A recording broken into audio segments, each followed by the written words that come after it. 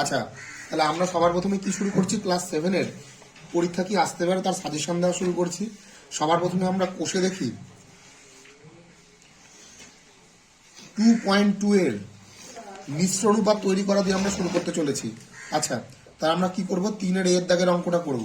3-এর এর দাগের অঙ্কটার মতো আর বাদ বাকিটা তোমরা নিজের মতো করে নেবে। যেমন এখানে দেখো কি আছে, 3টি অনুপাত আছে, 8.6, 3.6 এবং 26.13। এই তিনটির মিশ্র অনুপাত কত জানতে চেয়েছে। এই তিনটের মিশ্র অনুপাত জানতে গেলে কি করতে হয়? সবার প্রথমে পূর্ব পদগুলো গুণ করতে হয়।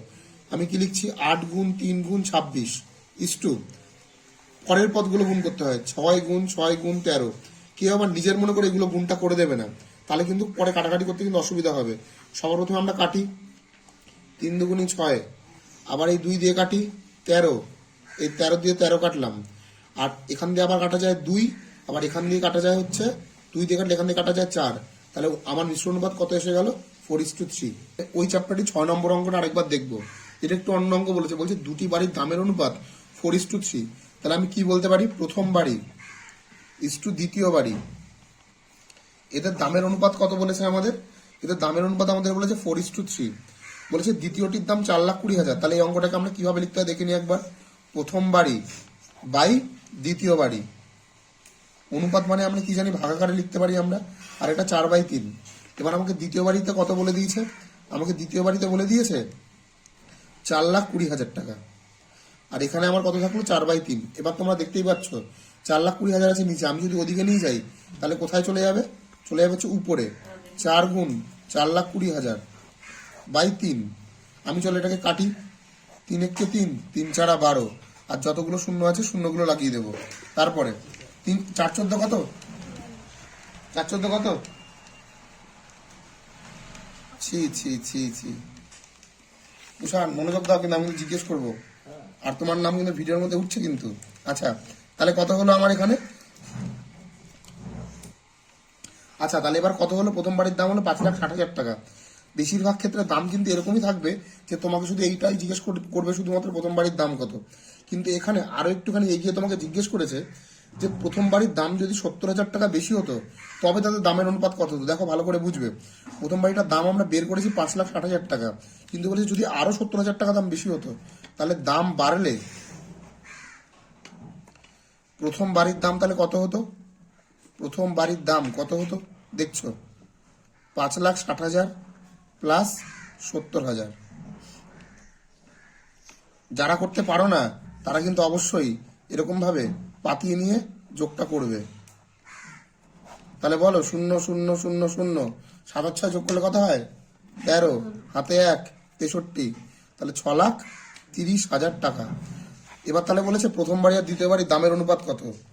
প্রথম বাড়ি আর দ্বিতীয় বাড়ির দামের অনুপাত কত? প্রথম বাড়ি ইস্টু দ্বিতীয় বাড়ি দামের অনুপাত কত? হ্যাঁ, প্রথম বাড়ি ইস্টু দ্বিতীয় বাড়ি। তাহলে আমার প্রথম বাড়ি কত হলো? 6,30,000 ইস্টু আমার দ্বিতীয় বাড়ি তাহলে কত ছিল? 4,20,000। দেখছো, 3টে শূন্য দিয়ে 3টে শূন্য কাটলাম, আরেকটা শূন্য দিয়ে আরেকটা শূন্য কাটলাম, আমার এখানে কত পড়ে থাকলো? 63:42। আচ্ছা, 63 আর 42কে আমরা কত দিয়ে কাটতে পারি? 63 আর 42 কত দিয়ে কাটতে পারি বলো? জি জি জি, 7 দিয়ে কাটতে পারি। 7 নং 63 আর 6 7 42। দেখো আবার কাটা যায়। 3 3 9, 3 দুগুণী 6, তাহলে কত হলো? 3:2। তাহলে এই হচ্ছে তোমাদের উত্তর। এবার আমরা কি দেখবো? এবার আমরা দেখবো হচ্ছে কোষে দেখি 2.3 নম্বর চ্যাপ্টার অঙ্কগুলো দেখবো। ভিডিওতে তো সবকটা করা সম্ভব না, তার জন্য এই চ্যাপ্টারে কিছু ইম্পর্টেন্ট একবার বলে দিই। এই চ্যাপ্টারের ক্ষেত্রে খুব ইম্পর্টেন্ট অঙ্কের মধ্যে যেগুলো হলো 3 নম্বর অঙ্ক, 5 নম্বর অঙ্ক, 6 নম্বর অঙ্ক, 7 নম্বর অঙ্ক। যদি কোনো স্কুলে কঠিন আসে তাহলে অবশ্যই 8 নম্বর অঙ্ক। অপর ক্ষেত্রে কি যেতে পারে আমার? তোমার এদিক দিয়ে আমরা বলতে পারি 12 নম্বর অঙ্কটা। এগুলি হচ্ছে খুব ইম্পর্টেন্ট অঙ্কের মধ্যে একটা। কিন্তু তাদের মধ্যে আমি করবো কোনটা? আমি করবো হচ্ছে 5 নম্বর অঙ্কটা। একটু দেখবে, আমি একটু তাড়াতাড়ি করার চেষ্টা করব। আর যাদের মনে হয় বুঝতে পারছো না, ভিডিওটা একটু পিছিয়ে পিছিয়ে দেখবে। টোটাল এখানে কি বলেছে? এগুলো হচ্ছে আনুপাতিক ভাগাড়ের অঙ্ক। আচ্ছা, তাহলে এখানে আমাকে কি বলেছে? 240 মিলিলিটার আমার কি আছে? ডেটল জল রয়েছে। আমার ডেটল জল রয়েছে। তাহলে তার মধ্যে আমার এবার কি রয়েছে? জল ও ডেটলের অনুপাত। জল ইস টু ডেটল আমাকে কত বলে দিয়েছে? জল ও ডেটলের অনুপাত আমাকে বলে দিয়েছে হচ্ছে 1:3। এই কথাটির মানে কি আগে একটু তোমরা বুঝে নেবে। ধরে নাও আমি তোমার বাড়িতে মিষ্টি নিয়ে গেলাম। কটা মিষ্টি নিয়ে গেছি? 4টে মিষ্টি নিয়ে গেছি। এবার তার মধ্যে আমাকে দিলে তুমি একটা, তুমি নিজে খেলে একটা, আর তোমার বাবা মাকে দিলে একটা একটা করে। তার মানে কি প্রত্যেকে আমরা 4 ভাগের মধ্যে 1 ভাগ করে পেলাম। 4টের মধ্যে আমি একটা পেলাম, 4টের মধ্যে তুমি একটা পেলে, তোমার মা একটা পেলো, তোমার বাবা একটা পেলো। এরকম ভাবেই এখানে ডেটল এবং জল রয়েছে। তাহলে মোট ভাগ কত রয়েছে? এখানে 3 ভাগ, এখানে এখানে 1 ভাগ, এখানে 3 ভাগ, মোট রয়েছে 4 ভাগ। 4 ভাগের মধ্যে 1 ভাগ রয়েছে জল এবং 3 ভাগ রয়েছে ডেটল। এইবার এটাকে আমরা কথায় কি করে লিখবো? আমরা এটাকে কথায় বলি হচ্ছে জলের আনুপাতিক ভাগহার। আচ্ছা, জলের আনুপাতিক ভাগহার। তখন কি করবো? দেখো আমরা কি বললাম একটু আগে, জল রয়েছে 1 ভাগ, কিন্তু টোটাল জিনিসটা কত ভাগ ছিল? 1+3, মানে কি 1/4। আর অপর দিকে ডেটলের আনুপাতিক ভাগহার তখন কত হবে? 3/1+3, অর্থাৎ কি 3/4। তাহলে আমরা জলের আনুপাতিক ভাগহার পেয়ে গেলাম, ডেটলের আনুপাতিক ভাগহার পেয়ে গেলাম আমরা। তাহলে টোটাল জল কত আছে আমরা কি করে বের করব? জল 240 ইন্টু আমার এখানে জলের আনুপাতিক ভাগহার কত ছিল? 1/4। তাহলে আমরা সেটা নেব, কাটলাম। তাহলে আমার জল কত আছে? 60 মিলি। আর অপর দিকে আমার ডেটল কত থাকবে দেখবে, 240 গুণ কত, আনুপাতিক ভাগহার কত ছিল? 3/4। আচ্ছা, তাহলে কি হলো? 60। তাহলে আমার ডেটল কত আছে? 180 মিলি। অঙ্কটা এখানে শেষ হতে পারতো, কিন্তু এখানে কিন্তু শেষ নয়। এখানে আবার কোশ্চেন করেছে যার আরো 60 মিলিলিটার জল মিশিয়ে দিয়েছে। তাহলে জল যদি আবার মেশানো হয়, জল মেশানো হলে মোট জল কত আছে দেখবে। আগে জল ছিল 60, আবার আমি পরে 60 মিশিয়েছি, তাহলে এখন আমার মোট জল কত আছে? 120 মিলি। তাহলে এদের অনুপাত কি জানতে চাইছে? তাহলে জল ইস টু ডেটল বা নতুন অনুপাত কত হবে দেখবে। জল এখন হয়েছে হচ্ছে 120 মিলি, এখানে লিখে দিই মিলি। আর ডেটল তো আমি বাড়াইনি, ডেটল কত ছিল? 180। তাহলে এখান দিয়ে 0 0 কাটলাম, আমার কত থাকলো? 12:18। এবার আমি কত দিয়ে কাটতে পারি? 6 দিয়ে। 6 দিয়ে এটাকে কাটলে কত হলো? 2, আর 6 দিয়ে এটাকে কাটলে কত হবে? 3। তাহলে এটাই হবে আমার অনুপাত। আচ্ছা, এবার আমরা কত নম্বর অঙ্কটি করবো? 8 নম্বর অঙ্ক। দেখবে কোন স্কুলে যদি কঠিন প্রশ্ন হয় তবেই কিন্তু 8 নম্বরটি আসবে, আদারওয়াইজ কিন্তু 8 নম্বরটি আসবে না। সবাই একটুখানি দেখো 8 নম্বর অঙ্কটি কি বলেছে। একটা ট্রেনিং সেন্টারে মোট কতজন ট্রেনিং দিতে এসছে? মোট জনসংখ্যা। তাহলে মোট জনসংখ্যা কত? আমার 1050 জন। এবার সেইখানে 3টি ঘরের অনুপাত কত দিয়েছে দেখবে। 3টি ঘরের অনুপাত কি বলছে? 11:3:3 আমরা এই ধরনের অনুপাতকে আমি বলি অভদ্র অনুপাত। এই অভদ্র অনুপাতকে আমাদের কি করতে হবে? ভদ্র অনুপাতে আনতে হবে। তো সে ভদ্র অনুপাতে আনতে গেলে কি করতে হবে? আগে এটাকে আমরা কি করবো? 3 × 6 = 7। ভালো করে দেখবে কি হলো? 2/7। এবার দেখো জিনিসটা, এখানে তলায় 2 আছে, এই 2টা কিন্তু রাখা যাবে না। আমরা কি করব? জিনিসটা ভালো করে বুঝে নেবে একটু। ধরো এখানে শুধুমাত্র 2 আছে। যদি এরকম হতো, একটা পাশে আমি একটা উদাহরণ দিয়ে দেখাই। ধরো 1/2 = 2/3 ধরো আছে তোমার 3 ধরে নাও 4 আছে। এরকম কোন একটা এরকম বাজে অনুপাত আছে। সেই যদি এরকম যদি বাজে অনুপাত থাকে, তাহলে সবার প্রথমে নিচের গুলোর প্রথমে আমাকে লসাগু করে নিতে লাগে। মানে কি 2, 3, 4 এদের লসাগু তোমাদের করে নিতে হবে। লসাগু করে নেওয়ার পর কত হলো? আমার 3 × 6 = 6 × 12। এই 12 দিয়ে প্রত্যেকটা অনুপাতকে তখন গুণ করতে লাগবে। মানে কি 1/2 × 12, 2/3 × 12, আর 3/4 × 12, এমন করে নিয়ে আমাকে কিন্তু অঙ্কটা এগোতে হবে। যেহেতু এই অঙ্কটাতে এত কিছু নেই, তার জন্য আমরা এই নিয়মটা করছি না। আমরা কি আসছি? শুধু এখানেই আসছি। তাহলে এখানে আমাদের তলায় কি আছে? শুধুমাত্র 2 আছে। তাহলে 2 থাকলে কি হবে? 2 এর লসাগু 2 হবে। তাহলে প্রত্যেকটা অনুপাতকে আমরা কি করব? 2 দিয়ে গুণ করব। কেন? দেখো তলায় শুধু এখানে 2 আছে, তার জন্য কি করলাম? যে এখানে প্রত্যেকটা অনুপাতকে আমরা 2 দিয়ে গুণ করলাম। 2 2 কেটে গেল, তাহলে অনুপাত কত হলো? 22:6:7। আচ্ছা, এবার তারপরে যাই আমরা এবার আনুপাতিক ভাগার করব। প্রথম ঘরে আমি শর্টকাট লিখছি, তোমরা কিন্তু পুরোটা লিখবে। প্রথম ঘরে কি এখানে কি আছে? ট্রেডিং। আচ্ছা, প্রথম ঘরে ব্যক্তির আনুপাতিক ভাগহার কত হবে দেখবে। প্রথম ঘরে তাহলে বসেছে কতজন? 22 জন।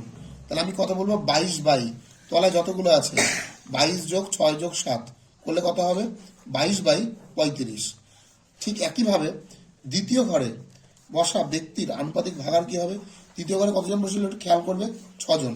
তাহলে 6/22 যোগ 6 যোগ 7 করলে কত হবে 6/35। ঠিক একইভাবে তৃতীয় ঘরে ব্যক্তির আনুপাতিক ভাগার কি হবে 7 আমি একবারে লিখে দিলাম 35, কিন্তু তোমরা কিন্তু পুরোটা করবে। আচ্ছা আচ্ছা এরপরে তারপরে আমরা দেখি মোট জনসংখ্যা ছিল আমরা কতজন। এই যে মোট জনসংখ্যা ছিল হচ্ছে আমাদের 1050 জন। বা সেরকম ভাবে আমরা তাহলে এবার বের করবো যে প্রথম ঘরে আমাদের কতজন আছে, একটু বলে তোলো। ওকে, তাহলে আমরা প্রথম ঘরে কি করব দেখছি আমরা। তাহলে প্রথম ঘরে কতজন আছে, প্রথম ঘরে তাহলে আছে হচ্ছে 1050 গুণ 22/35। ঠিক আছে। আচ্ছা তাহলে এবার আমরা 35 দিয়ে কাটছি। 35 যদি আমরা যদি এটা দিয়ে কাটি তাহলে 35 3 105, তাহলে আমার এখানে কত হলো 30। তাহলে আমার প্রথম ঘরে কতজন আছে 660 জন। আমি এটা কি করে করলাম একবারে, 35 দিয়ে 105কে কাটলে হয় 3, আর এই একটা শূন্যের জন্য শূন্য বসে গেল, আর 3 দুগুণী 6, 3 দুগুণী 6, আর এই শূন্যটি বসে গেল। তাহলে প্রথম ঘরে কতজন আছে 160 জন। তাহলে এবার দ্বিতীয় ঘরে কতজন আছে, আমার দ্বিতীয় ঘরে কতজন আছে বের করবো, 1050 গুণ এখানে আমার কত আছে আনুপাতিক ভাগার 6/35। আচ্ছা তাহলে 6/35 এখানে বসালাম, 6/35 বসালে এখানে আবার 3 হবে। তাহলে এই ঘরে কতজন আছে 180 জন। আর অপরপক্ষে তৃতীয় ঘরে আমার কতজন আছে দেখছি আমরা, টোটাল আমার 1050, আর আনুপাতিক ভাগার আমরা এখানে দেখতেই পাচ্ছি 7/35। তাহলে আমরা এখানে সেটাই লিখবো 7/35। আবার 35 দিয়ে কাটলে কত হবে 30, তাহলে 321। তাহলে এই ঘরে কতজন আছে 210 জন। এবার আমরা একটা ছোট্ট একটা পার্ট দেখে নিই, সেটা হলো যদি 3টে অনুপাত দেওয়া থাকে, তাহলে 3টে অনুপাত দেওয়া থাকলে তাদের অনুপাতটা বা সমানুপাতে কিভাবে প্রকাশ করা হয় দেখবে। বলছে যে 3টি সংখ্যা পরপর ক্রমিক সমানুপাতিক, কিন্তু এবার 4টে না দিয়ে কি করছে 3টে। যেমন আমরা কিন্তু এখানে সবাই জানি যে কিরকম, আমি একটা জিনিস দেখিয়ে দিই। যেমন যদি প্রথম পদ দ্বিতীয় পদ সমানুপাতের তৃতীয় পদ আর চতুর্থ পদ এই যদি থাকে, তাহলে আমরা কি করি, প্রথম পদের সাথে চতুর্থ পদ গুণ করি আর দ্বিতীয় পদের সাথে তৃতীয় পদ গুণ করি। কিন্তু যদি 3টে পদ থাকে, প্রথম পদ দ্বিতীয় পদ আর তৃতীয় পদ যদি থাকে, আমাদের কাছে কিন্তু সেই সুযোগটা নেই। তখন আমরা কি করব, তখন আমরা এই দ্বিতীয় পদটাকে দুবার লিখে নেবো। মানে কিরকম, তখন আমরা এরকম ভাবে লিখবো, প্রথম পদ ইস টু দ্বিতীয় পদ ডবল ইস টু, আবার এই দ্বিতীয় পদটাকে আবার লিখবো, দিয়ে তৃতীয় পদ লিখবো। একটা উদাহরণ দেখাই, তোমরা আরো ভালোভাবে বুঝতে পারবে। যেমন ধরো এখানে এটা আছে 5,10, আর এখানে তোমাকে কিছু দিয়ে দেয়নি, বলছে তৃতীয় স্থানে কত বসবে। এবার দেখো ভালো করে বুঝবে, আমি তোমাকে কিভাবে লিখে নিতে বললাম, প্রথম 10টা দুবার লিখবে আর লাস্টে যেমন ছিল তেমন রেখে দেবে। তাহলে আমরা কি জানি, প্রথমটার সাথে শেষেরটার গুণ হয় আর মাঝের দুটোর গুণ হয়, অর্থাৎ প্রথম পদের সাথে চতুর্থ পদ গুণ হয় আর দ্বিতীয় পদের সাথে তৃতীয় পদ গুণ হয়। তো ঠিক সেরকম ভাবে আমরা এটাকে আমরা এক্স ধরে নিলাম, 5-এর সাথে আমরা গুণ করবো এক্স, আর মাঝেরটাকে আমরা দুবার লিখে নিলাম। তাহলে কি লিখবো 10 গুণ 10। তাহলে এখানে এক্স এর সাথে 5টা কি আছে গুণাকারে আছে, ওদিক দিয়ে কি আকারে চলে যাবে, ভাগ আকারে চলে যাবে। তাহলে 5 দিয়ে আমরা 10কে কাটলাম, তাহলে 10 দুগুণে আমার কত হলো 20 হয়ে গেল। তাহলে এই স্থানে কত বসবে, এই স্থানে বসবে হচ্ছে 20। আচ্ছা এবার আমরা কি অঙ্ক করব, এবার আমরা অঙ্ক করবো যে দুটি একটা সমানুপাতে থাকলে কি হয়, সমানুপাত এবং ব্যস্তানুপাতের একটা একটা করে অঙ্ক আমরা দেখে নেব, যাতে আমাদের পরীক্ষা ওরকম টাইপের অঙ্ক আসলে যেন আমরা করতে পারি। আচ্ছা সবার প্রথমে আমরা কত করছি, পেজ নম্বর 42, অর্থাৎ নিজে করির 3.5 এর আমরা 2 নম্বর অঙ্কটি করছি। আচ্ছা 2 নম্বর অঙ্কে কি বলেছে, একটি জিপ গাড়ি 320 কিলোমিটার দূরত্ব যায় 8 ঘন্টায়, কিন্তু ওই সমবেগে চললে 120 কিলোমিটার যেতে তার কত সময় লাগবে। তাহলে আমাকে সময় জানতে চেয়েছে। তাহলে আমরা প্রথমে এখানে কি লিখবো, যেটা জানতে চাইবে সেটা অবশ্যই খাতার ডান দিকে লিখতে লাগে। এবার তাহলে আমরা কি করছি দেখো, প্রথমে আমরা কি লিখতে হচ্ছে দূরত্ব দিয়ে কিমি। আচ্ছা আর অপরপক্ষে আমরা কি লিখছি সময় কত ঘন্টা। দেখবে 320 কিলোমিটার যেতে আমার সময় লাগে হচ্ছে 8 ঘন্টা, আর অন্যদিকে আমাকে কোশ্চেন করেছে 120 কিলোমিটার যেতে সময় লাগবে কত ঘন্টা। এখানে তোমরা ভালো করে জিনিসটা বুঝবে। কি বুঝবে দেখো, দূরত্ব কমছে তাহলে সময় কম লাগবে, অর্থাৎ এদের দুজনের মধ্যে কি অনুপাত রয়েছে, সরল সম্পর্ক। আচ্ছা তাহলে কি আমরা এখানে লেখাটা লিখতে হবে যে দূরত্ব ও সময় একদম, বা আমি শর্টকাটে লিখলাম সরল সম্পর্ক। তোমরা কিন্তু পরীক্ষা একটু সম্পূর্ণভাবে লিখবে, যে যেহেতু দূরত্ব কমলে সময় কমছে, সুতরাং এদের মধ্যে সরল সম্পর্ক। আচ্ছা, এবার একটুখানি জিনিস খেয়াল করো, যখন সরল সম্পর্ক হয় অনেকের মধ্যে সরল সম্পর্ক এবং ব্যস্ত সম্পর্কের অনুপাতটি কিভাবে লিখতে হয় সেটা অনেকে বুঝতে পারো না। সেই ক্ষেত্রে কিভাবে লিখতে হয় একটুখানি দেখবে। সরল সম্পর্ক লেখে কিভাবে ভালো করে দেখবে, খেয়াল করবে। সরল সম্পর্ক সর্বদা লিখতে হয় হচ্ছে এখান থেকে শুরু করে ঘুরিয়ে এসে এখানে যেতে লাগে। মানে কিরকম, আমি একটু অনুপাত আকারে লিখে দিই, 320:120 সমানুপাত চিহ্ন দিয়ে, এইটা আমি জানি না তার জন্য এক্স দিলাম। তাহলে আমাদের নিয়ম কি জানি আমরা, প্রথম পদ গুণ চতুর্থ পদ। আমি প্রথম অঙ্কটার জন্য লিখে দিই প্রথম গুণ চতুর্থ পদ ইকুয়াল টু দিয়ে দ্বিতীয় গুণ তৃতীয় পদ।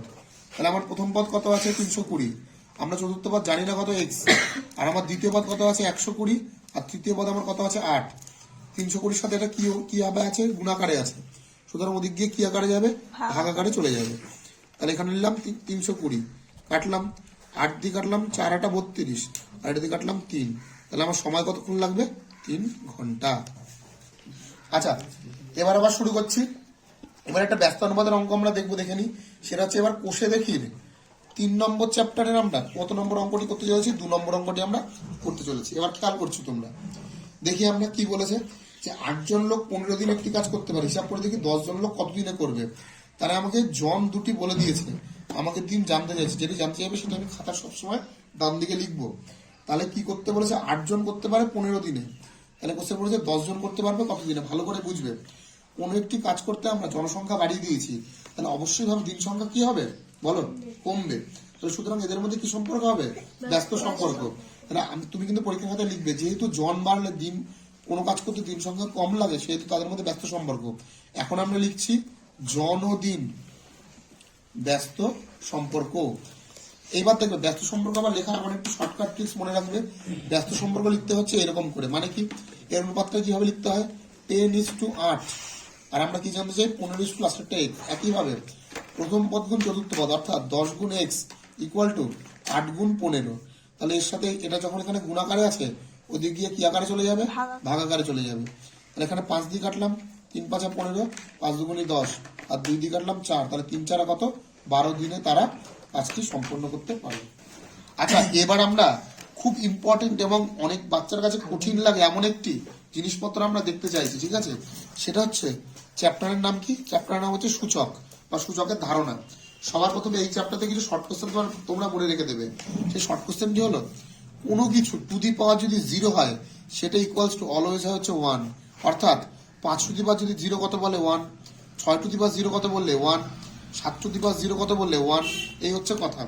এটাকে প্রমাণ করে অবশ্যই দেখানো যায়, কিন্তু ক্লাস 7 এর জন্য এটা প্রমাণ করাটা কিন্তু জরুরি নয়। আমরা এখানে এবার চলে আসছি একটা অঙ্কে, সেটা হলো নিজে করি 5.8 এর প্রশ্ন নম্বর। আমরা একটা প্রথমেই একটা খুব ইম্পর্টেন্ট অঙ্কে আসি। সে প্রথমে ইম্পর্টেন্ট অঙ্ক হলো 3 নম্বর অঙ্কে আমরা একটু আসি, অর্থাৎ 5 দাগের 3। কি বলছে, 5 টু দি পাওয়ার 9 গুণ 5 to the power 6 divided by 5 to the power 7 কত হবে। দেখবে এই জিনিসটা, এই দুটো এখানে দুটো সেম রয়েছে, এই দুটো যদি সেম থাকে, আর অর্থাৎ আমরা একটু ছোট্ট করে একটু বলে দিই, ধরো 5 টু দি পাওয়ার 9 রয়েছে, আমরা এটাকে বলি বেস আর এটাকে বলি পাওয়ার, উপরেরটাকে বলি পাওয়ার। দু ক্ষেত্রে বেস সেম আছে, পাওয়ারগুলো আমাদের কি হয়ে যাবে, যোগ হয়ে যাবে। অর্থাৎ আমি এখানে বেস আমার দুটো জায়গায় 5, 9 আর 6 যোগ করলে আমার কত হবে উপরে 15, আমার কত আছে 5 টু দি পাওয়ার 7। দেখবে এখানে আবার খেয়াল করো 5 5, অর্থাৎ দু ক্ষেত্রে আমার বেস সেম। বেস যখন সেম হয়, একটু আগে বললাম গুণের সময় হয় যোগ, আর ভাগের সময় কি হবে, বিয়োগ। অর্থাৎ বেস সেম, পাওয়ারগুলো আমার কি হয়ে যাবে, বিয়োগ হয়ে যাবে। তাহলে যদি আমি 15 সাথে যদি 7 বিয়োগ করি, তাহলে আমার কত হবে 8। তাহলে আমার উত্তর কত হবে 5 টু দি পাওয়ার 8। সূচকের, আচ্ছা সূচকের অঙ্কের অপর একটি অঙ্ক আমরা আবার দেখে নেব। সেটা হচ্ছে ওই চ্যাপ্টারই, মানে কি 5 দাগের 8, পেজ নম্বর কত, পেজ নম্বর 75 এর 5 দাগের 8 নম্বর অঙ্কটি আমরা একবার দেখে নেব। 7 3 গুণ 7 স্কোয়ার 2 টু দি পাওয়ার 4, এবং নিচে কত হচ্ছে 21 ইন্টু 112। এই অঙ্কটি তোমাদের রয়েছে। আচ্ছা, এরকম যদি থাকে, যেহেতু এটা সূচকের অঙ্ক, সেহেতু তোমাকে এটা কি করতে হবে, এটাকে কিন্তু ভেঙে নিতে হবে। যেমন ধর 21কে যদি আমি ভাঙি, তাহলে আমার কত পাচ্ছি 3 এবং 7। তাহলে আমরা কিন্তু এখানে লিখবো 7 স্কোয়ার গুণ 2 টু দি পাওয়ার 4, আর নিচে কি আছে আমার 3 × 7, আবার এখানে কত আছে 112, এটাও কিন্তু আমাকে কিন্তু ভেঙে নিতে লাগবে। তাহলে যদি আমি ভেঙে নিই তাহলে কত হবে 5 × 2 = 10, এ দেখো 5 × 2 = 10, এখানে ছিল 11, তাহলে হাতে কত আছে 1, 1 আর 2, তাহলে কত হলো 56। আবার আমি 2 দিয়ে কাটবো, 2 × 2 = 4, হাতে কত আছে আমার 1, 16, 8 × 2 = 16, আবার আমি 2 দিয়ে কাটবো, কত আছে আমার 14, আবার 2 দিয়ে কাটবো, হাতে কত আছে মানে হবে কত 7। আচ্ছা, তাহলে আমি এক্ষেত্রে তাহলে আমি কি পেলাম, একটা লম্বা চওড়া একটা জিনিস পেলাম, 1 2 3 4, 1 2 3 4, এবং লাস্টে একটা কি পেলাম আমি 7। এবার ভালো করে দেখবে এরকম কিভাবে লিখতে পারি আমি। দেখো এখানে আমার 3 একটাই আছে বলে একটা লিখলাম, এখানে আছে আমার 2 4টে, তাহলে আমি 4টে লিখলাম, আর এখানে আছে আমার 7 আছে আমার 2টো, তাহলে তার জন্য আমি 7 লিখলাম 2টো। তাহলে এখানে কি হলো ব্যাপারটা। আচ্ছা, এবার তারপরে আমার কি হলো 2^4, উপরে আছে 2^4, এইবার এই জায়গাটা ভালো করে বুঝবে। সাথে দেখো 3 দিয়ে 3 কাটলাম, এই জায়গাটা তোমরা একটুখানি ভালো করে বুঝে নিও। দেখো এখানে বেস আছে 7, পাওয়ার আছে 2, এখানে বেস আছে 7, পাওয়ার আছে 2। দেখো ভাগের সময় বেস দুটো সেম, আমি একটু সাইডে এটা করে দেখিয়ে দিই। দেখো এটা এই দু ক্ষেত্রে কি বেস সেম, পাওয়ার দুটো সেম, তাহলে কি হবে আমরা আবার কি জানি যে বেস যখন সেম হয় ভাগের সময় কি হয় ব্যাপারগুলো বিয়োগ হয়। তাহলে যদি বিয়োগ যদি হয় তাহলে 2 - 2, কারণ দুই ক্ষেত্রে বেস সেম আছে, তাহলে পাওয়ারগুলো কি হবে বিয়োগ হবে। তাহলে 7^2 - 2 করলে কত হবে 0। তাহলে একটু আগে আমি তোমাদের বললাম যে কোনো কিছু টু দি পাওয়ার 0 মানে কত হয় 1। তাহলে আমার এখানে দেখো 7^2 তুমি মনে মনে এটাকে কেটেও দিতে পারো, আবার তুমি যদি ক্যালকুলেট করো তাহলে সেক্ষেত্রে 0 হতে পারে। তাহলে সবকিছু কাটাকাটি করলে আমরা কি জানি কত পড়ে থাকে 1। আচ্ছা, এবার আমরা কি করবো, এবার আমরা কোষে দেখির সূচকের কোষে দেখির 5 নম্বর চ্যাপ্টারের আমরা এখানে অঙ্ক করবো হচ্ছে যে 5-এর দাগের। আমরা প্রথমে করি 5-এরটা। দেখো খুব খুব ইম্পর্টেন্ট অঙ্ক, 3^0 2^0 গুণ 5^0। একটু আগে আমি তোমাদের বললাম কোনো কিছু 2^0 মানে কত হবে, কত হবে 1 হবে।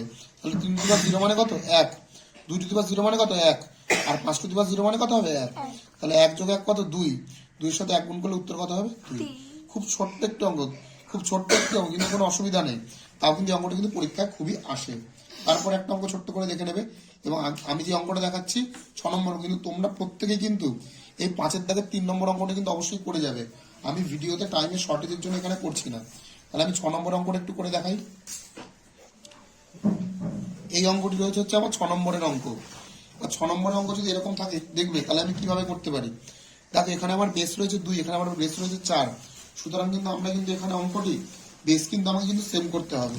তাহলে আমরা কি করতে পারি একটু ভালো করে একটু খেয়াল করো। সবার প্রথমে 2^8 আর x^7, আর 4কে আমরা কি লিখতে পারি 2 × 2, আর তার উপরে আমরা কি দিলাম কিউব ইন্টু x^3। আচ্ছা, তাহলে আমরা কি করছি দেখো 2^8 গুণ x^7, 2 × 2, তার মাথায় কিউব রয়েছে। এই ক্ষেত্রে আমরা কি করতে হবে আমাদের এইটা এই 2 এর মাথায়ও কিউব, এই 2 এর মাথায়ও কিউব ইন্টু x^3। আবার দেখো যখন গুণ থাকে বেস সেম থাকলে আমরা কি করি পাওয়ারগুলো আমরা যোগ করি।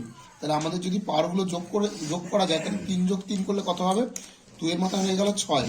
এবার একটা জিনিস খেয়াল করো, আবার দেখো এখানেও বেস 2, এখানেও বেস 2, এখানে বেস x, এখানেও বেস x। তাহলে তখন আমরা কি করব ভাগের সময় আমাদের বেসগুলো কি হয় বিয়োগ করতে হয়। দেখো 8-এর সাথে আমি 6 বাদ দিলাম গুণ, আর এখানে আমাদের বেস 2 জায়গায় x আছে, তখন আমরা ভাগের সময় আমরা কি করব বিয়োগ করব। তাহলে 2 এর সাথে 8 আর 6 বাদ দিলে আমার কত হচ্ছে 8 আর 6 বাদ দিলে হচ্ছে আমার 2, আর এদিকে আমার 7-এর সাথে 3 বাদ দিলে কত হয় হলো 4। ব্যাস, তাহলে 2 এর মাথায় 2 আছে, তার মানে কত হলো 4 x^4। আচ্ছা, এবার বাচ্চাদের সব থেকে ভয়ের জায়গা সেটা হচ্ছে বীজগণিতে আমরা ঢুকে গেছি। সবার প্রথমে আমরা কোষে দেখি 6.2 এর 2-1টি অঙ্ক আমরা দেখে নেব। 6.2 এর থেকে আমরা একটি সরল করি করব, সেখান থেকে এখন তো আর সবকিছু করা সম্ভব নয়, সেহেতু আমরা একটা ভিডিওর মাধ্যমে পুরো জিনিসটা কভার করার চেষ্টা করছি, দেখবে। আর আমি চ্যাপ্টারের শুরুতে একটুখানি জিনিস একটা বলে রাখি, সেটা হচ্ছে সদৃশ রাশি কিরকম। যেমন ধরো তোমাকে একটা উদাহরণ দিই, ধরো 7x 5x, এদের মধ্যে এক্ষেত্রে প্রত্যেকেই কি আছে এক্স রয়েছে, অর্থাৎ এখানে এরা একে অপরের কি রাশি সদৃশ রাশি। কিন্তু এখানে যদি আমি লিখে দিই 5x², দেখতে দুটো সেম মনে হলো, যেহেতু এখানে এক্স আর এখানে x², সুতরাং এরা কিন্তু সেম রাশি নয়। আমরা একটা জিনিস ভালো করে বুঝবে, সেম রাশিতে সবসময় কি হয় যোগ এবং বিয়োগ হয়, কিন্তু অসদৃশ রাশিতে মানে যেগুলো সেম নয় সেগুলোতে যোগ বিয়োগ গুণ। আচ্ছা, যদি সদৃশ রাশি যদি না হয় তাহলে সেক্ষেত্রে কি হতে পারে, যদি সদৃশ রাশি যদি না হয় তাদের মধ্যে শুধুমাত্র গুণ এবং ভাগ হতে পারে, কিন্তু সদৃশ রাশির মধ্যে যোগ বিয়োগ গুণ ভাগ প্রত্যেকটি করা সম্ভব। আচ্ছা, আমরা এবার একটুখানি একটা অঙ্কের মাধ্যমে দেখি। আমরা এবার দেখবো হচ্ছে 5-এর দাগের H নম্বর অঙ্কটি, পেজ নম্বর কত এখানে, পেজ নম্বর 95 দেখছি আমরা। এবার সবাই এখানে খেয়াল করবে, 7x² মাইনাস 3x প্লাস 3 এবং 2x² মাইনাস 13x মাইনাস 7। খেয়াল করছো এই জায়গায়, যেহেতু আমরা প্রথমে কাজ হচ্ছে আমাদের ব্র্যাকেট তোলা, আমাদের ব্র্যাকেট তোলার আগে এখানে আছে কি মাইনাস, এই মাইনাসের জন্য কি হবে, ভিতরের চিহ্ন সব চেঞ্জ হবে। তাহলে ভিতরের চিহ্ন যদি সব চেঞ্জ হয় তাহলে আগে এখানে কিছু ছিল না, মানে কিন্তু প্লাসই ছিল, তার জন্য কিন্তু কোনো চিহ্ন চেঞ্জ হলো না।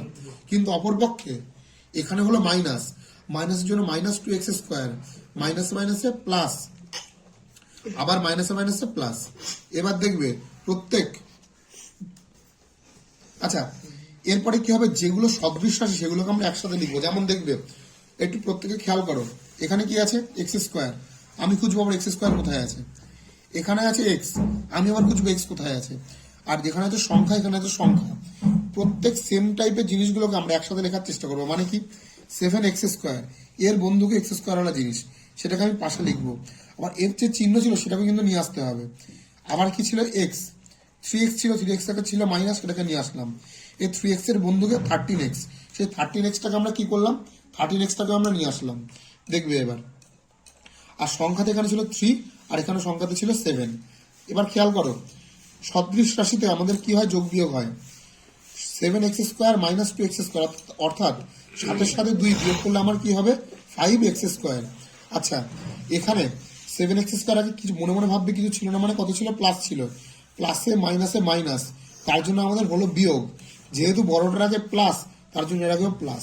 ঠিক সেম কনসেপ্ট এখানে আসো, এইটুকু হচ্ছে সদৃশ রাশি, তাহলে এইটুকুর মধ্যে যোগ বিয়োগ গুণ ভাগ হবে। তাহলে এবার জিনিসটা আমার কি দাঁড়ালো, দেখবে প্লাসে মাইনাসে মাইনাস, তাহলে 13 থেকে 3 মাইনাস করলে আমার কত আসবে, 10। আর এক্স আসলো 13 বড়, তাহলে বড়র আগে কি আছে, বড়র আগে আছে প্লাস, তার জন্য এখানে হলো আমার প্লাস। আর এক্ষেত্রে এরকম কোনো জ্বালা যন্ত্রণা নেই, এখানে দুটোই প্লাস, 7 আর 3 যোগ করলে কত হবে, 10। এখানে কমন নেওয়া যায়, কিন্তু তোমাদের প্রথমেই কমন নিয়ে অঙ্কটিকে জটিল করতে হবে না। এরপরে আমরা আরেকটি অঙ্ক দেখে নেবো সরলের মধ্যে, সেটি কোনটি, আই নম্বর অঙ্কটি, খুব খুব ইম্পর্টেন্ট।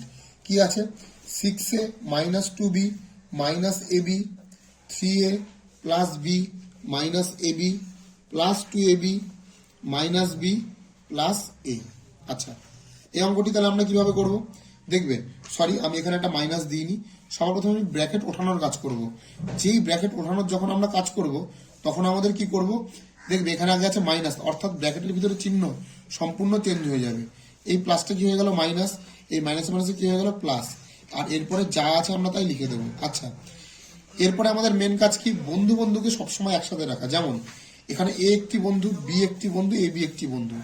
6a, আমি এখানে খুঁজবো এর পাশে এ কে আছে, আমি এই যে খুঁজে পাচ্ছি না, এই যে একটা এ আছে, তাহলে আমি আবার এখানে একটা 3 আছে, আমি কি করবো, এদেরকে আমি একসাথে একসাথে আমি কেটে দেবো।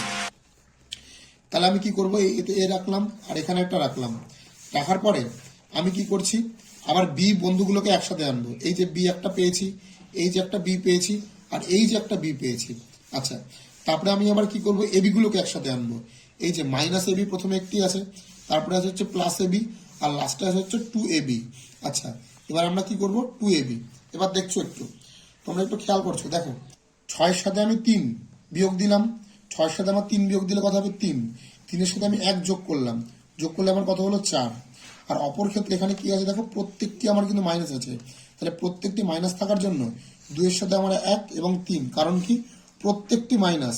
যেমন ধরো তুমি একটি দোকান থেকে ধরো প্রথমে 2 টাকা ধার করলে, তারপরে আবার 1 টাকা ধার করলে, তারপরে আবার 1 টাকা ধার করলে, মানে কি তুমি প্রথমে করেছো 2 টাকা, তারপরে করেছো 1 টাকা, তারপরে 1 টাকা ধার করেছো, মানে তোমার এখন মোট ধার কত টাকা, 4 টাকা।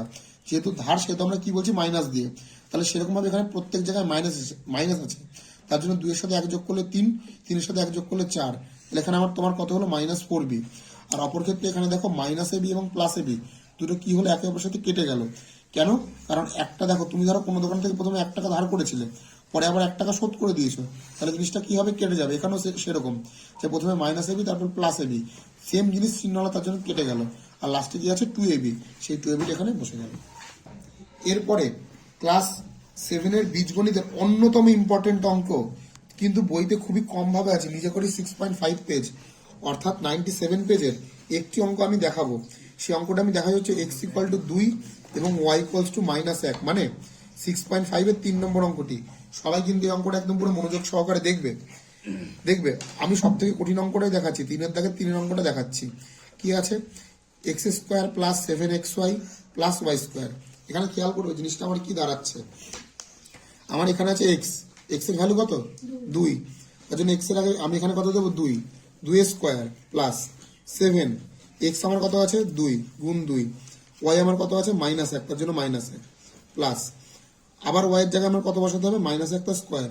মান বসানো অঙ্ক, এটি কিন্তু একটি তোমাদের পরীক্ষায় কিন্তু শিওর আসবেই আসবে। খেয়াল করো, 2² মানে কত, 2 গুণ 2, এখান দিয়ে খেয়াল করো 7 দুগুণী 14, 14-র সাথে 1 গুণ করলে 1, কিন্তু আমরা আবার শিখেছি প্লাসে মাইনাসে মাইনাস, তাহলে এখানে কত হবে মাইনাস, তাহলে কি হলো 7 দুগুণী 14।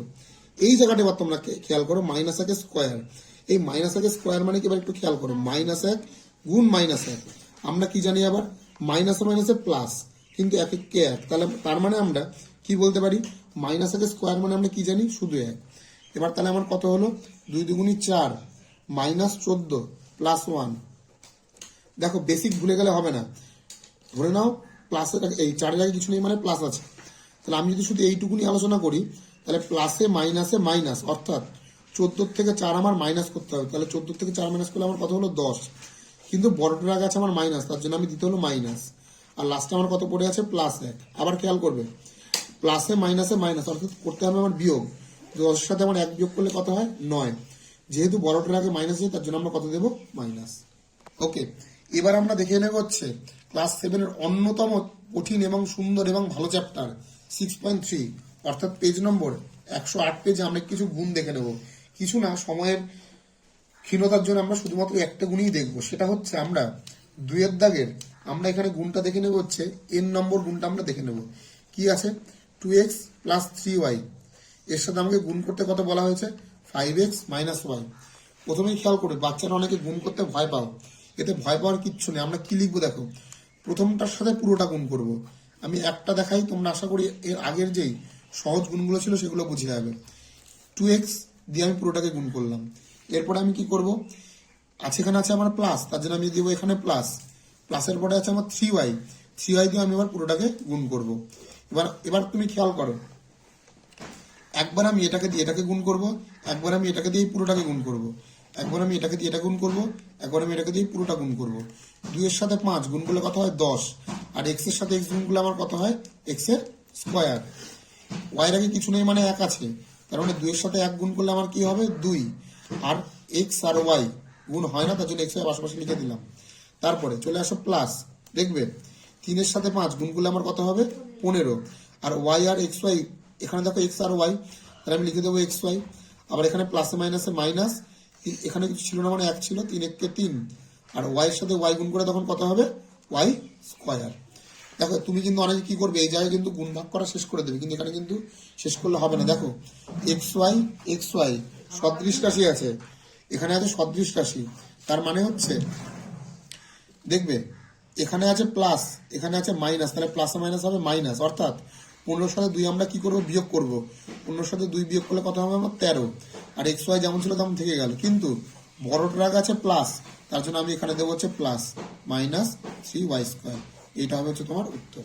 এইবার আমরা চলে আসি একটা ছোট্ট একটি ভাগে চলে আসবো। আমরা ছোট্ট ভাগে চলে আসলে আমাদের কি দাঁড়াবে, দেখবে আমরা এবার 4-এর দাগের আমরা এবার দেখে নেবো একটা 8 নম্বর অঙ্কটি আমরা দেখে নেব। 4-এর দাগের 8 নম্বর অঙ্কটা যদি আমরা দেখি, 36a⁵b² মাইনাস 24a²b⁵, এর সাথে আমাকে ভাগ করতে বলেছে হচ্ছে 4, সরি এখানে আছে মাইনাস, এটা খেয়াল করতে হবে, -4a²b² দিয়ে। একদম সহজ অঙ্ক। আমরা অঙ্কটাতে কি করব, প্রথমে অঙ্কটাকে আমরা সাজিয়ে নেব।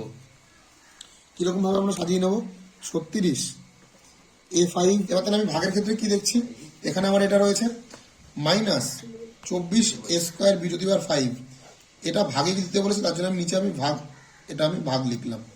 খেয়াল করবে, যখনই এমন থাকবে আমি কি করব, পুরো জিনিসটাকে আমি আলাদা আলাদা করে লিখে নেব।